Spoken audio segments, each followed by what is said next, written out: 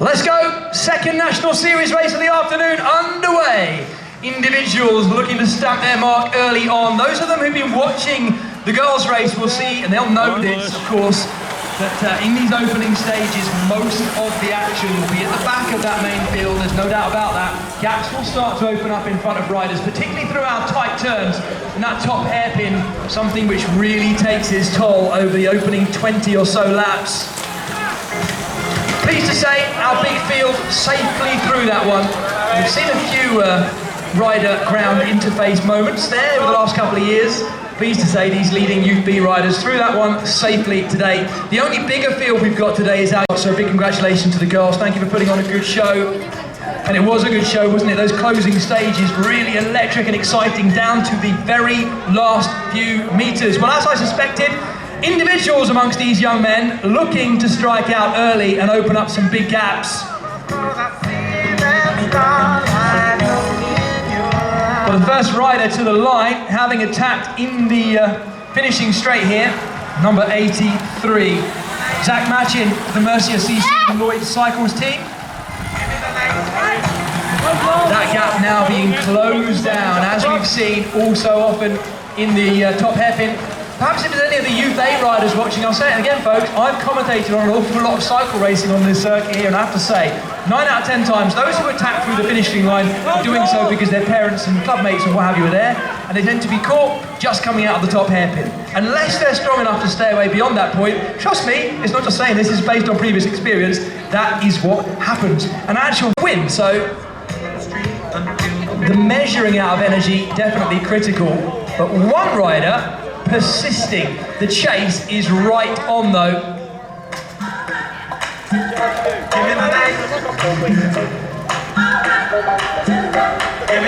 And it is the same rider.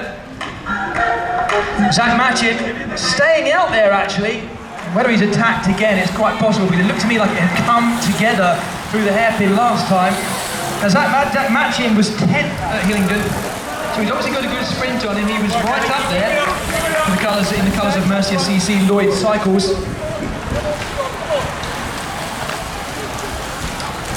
And I can only presume actually, I'll say that again, let me track back, I do apologise folks. Zach currently is 10th in the National Series. I can't see him in the result from Hillingdon, so it could well be that he didn't do.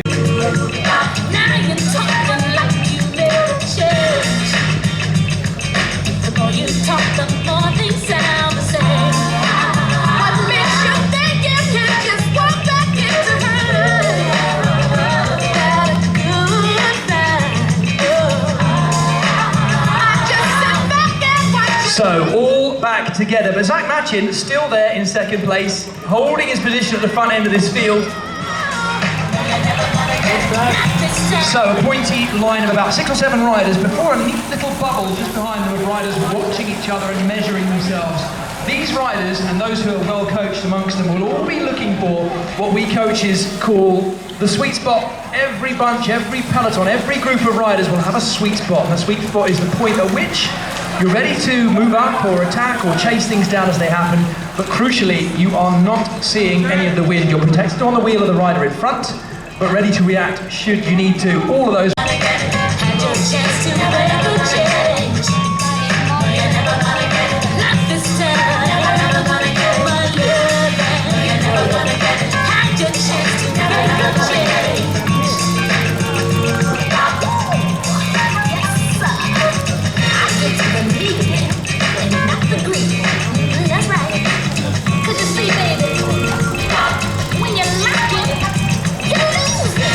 A little bit of tomfoolery at the front there, I like that. Number 78 deciding to dip for the line that time as they came through. As I say, these riders know each other well. There's a bit of fun going on at the front. Sam Fisher it was there at the Mainly Flyers Youth Cycling Club, dipping for the line as they came through, showing that the pace has gone out of that leading group right now. Possibly a chance for some of these riders just off the bat to work their way back on. I have to say, usually the way it is, once distance, forever distance, I hate to say it, but every now and again there's an easing and an opportunity. But right now, we're just 15 minutes into this Youth B boys race. Colours of Mainly Flyers at the front once again. That's Howlation. Big team of Mainly Flyers. Mainly Riders in this field today. Harry Codd, Sam Fisher, Yeston Jones, Seth Jones, Howlation. Come on, Tom, try and move forward. Roberts. Hey, let me try that again. Digby Llewellyn. In the distinctive kind of red and yellow of Paul Wheelers. Well, this time it's the colours of Propello Cycles and number 95, Finn Mead, leading them across the line. Finn, let's have a look, he's 12th in the National Series standings currently, but crucially, folks, second in the most recent round at Hillingdon. So Finn Mead in form and currently pushing the pace as they take the turn up towards the Gardens.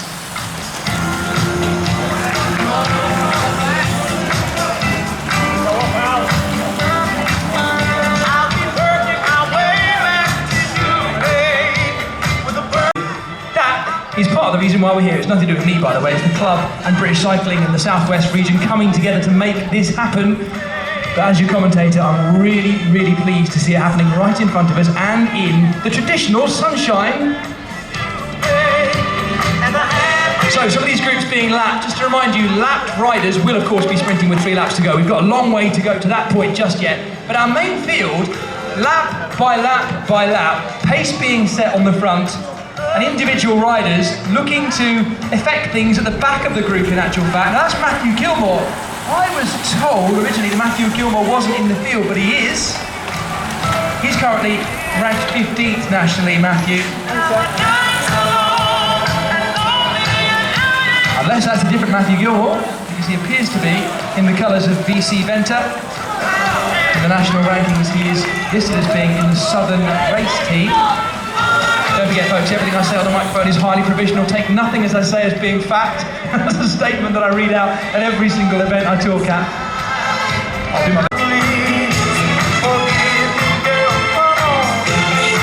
Well, folks, if you are just joining us for this UP National Series race, you've missed the first round, you've missed the first race already for the Youth Bs, and that was taken out by our National Series leader, Isabel Sharp, in a very close final. Are we going to see a predictable bubbling up of top talent in this race, or are we going to see some unpredictable names looking to take advantage of what already appears to be a fairly tactical affair at the front end of this main field? Once again, it's Finn Mead who is looking to control things at the front of the field by setting a, not killer pace, but enough to string things out behind him. Of course, by doing so, he's preventing attacks left, right and centre around him, but he's taking a little bit more energy to do so. And gaps opening up down towards the back end of that main field right now. In Minehead, and absolutely why not, and hanging around to do another race tomorrow. If you haven't entered already, there may well be an opportunity if you speak to them in the event village. But we have Youth A and B, C, D and E races tomorrow. So this group here just about to be caught by a marauding and attacking main field. Attack from the Welland Wheelers as well by the looks of it. Just down the road from me, that's Callum Moyer of the Welland Wheelers in the green and white going clear.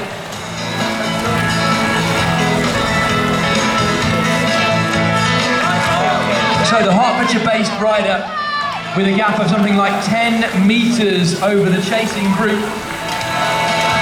And the rider chasing him down is Joshua Jackson from the Mick Ives Racing Academy, MI Racing Academy. Strong youth and junior teams coming through.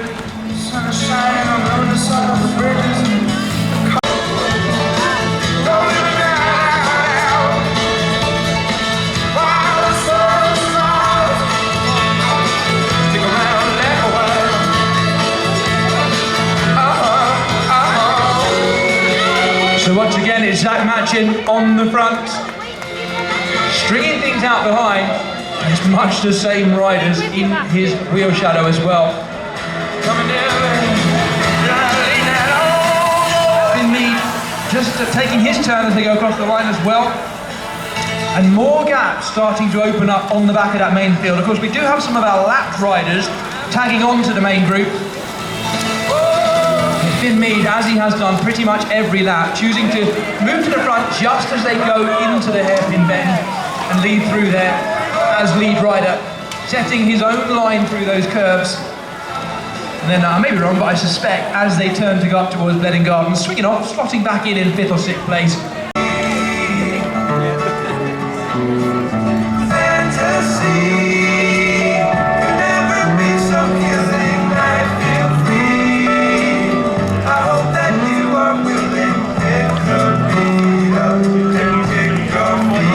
Once again, the pace is high, riders moving up left and right.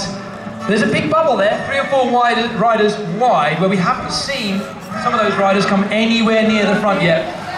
There are a good number of 5 or 6 riders at the very front of that arrowhead who keep pushing the pace, moving up hard down the right-hand and left-hand side to try and be the first into the hairpin bend. I've got to wonder whether it might be more sensible to sit back a little bit, but having said that,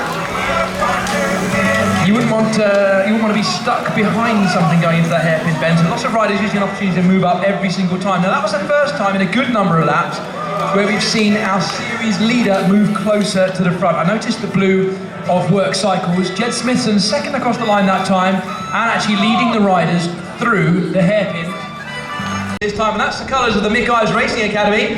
Again,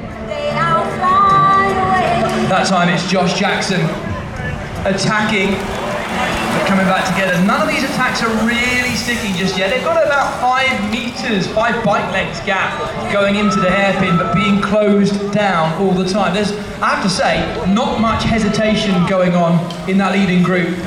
I often say this, races are won in attacks and moments of hesitation, but actually they're more often won in moments of hesitation, if you follow me with that one. Bigger gaps happen as a result of people hesitating behind than necessarily the actual pressure being applied by riders in the front.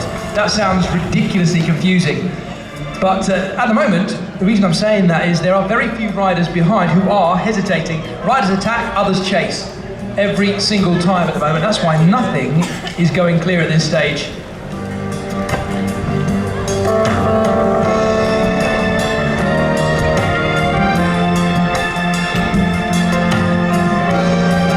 And the riders doing the chasing that time. Finlay Tarling of the West Wales Cycle Racing Team. Finn Mead of Propello again. Thomas Papping this group as he comes to the line, and that gap is starting to go out. Remember what I said, races are won in moments of attacks and moments of hesitation. There is definitely hesitation in the chasing group behind. There goes your race leader, 118, Finlay Tarling of the West Wales Racing Team, and he's actually just ahead now of a group that have been lapped. Jed Smithson is going across the gap as well, in the company of one of the Hillingdon Slipstreamers.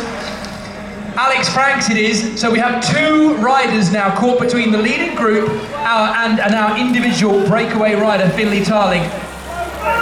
Ben Marsh leading the chase, the number 120 rider for Works Factory Racing. Now Ben has to be careful because his teammate and series leader, Jed Smithson, on the front of this group. And now we have a leading group of 3, and it's a powerful group as well. Your series leader, Jed Smithson, has caught him here. Coming through the line, we have a leading group of 3, and the riders behind know that is the move. It's not just any move, that is the breakaway of the race. If you want to win this one, you've got to be with those leading 3 riders. Let's check the gap that time as they came through. Finlay Tarling, Jed Smithson and Alex Franks have, they've got something around about 11 seconds on that leading group. Now let me correct it again. It's come right down. I do apologise folks, it's come right down. It's 7 seconds now. Leading the chase, Matthew Gilmore, the rider who I didn't think had signed on today, but he is. He's here in the colours of VC Venter. And what a leading group. Jed Smithson, Alex Franks and Finlay Tarling, looking good, those 3. But it's a these chaps to lead the circuit. With all those riders on the same lap now to back out their finishing positions. It looks to me like the chasing group, you can see this yourselves, the chase has gone. That's it now, they are sorting out 4th place between them. The question is, how close behind them will our leading 3 be getting? This is the group going from 4th place now in the series race. Matthew Gilmore is that time of leading of, I'm not mistaken, of the VC Venture attacking.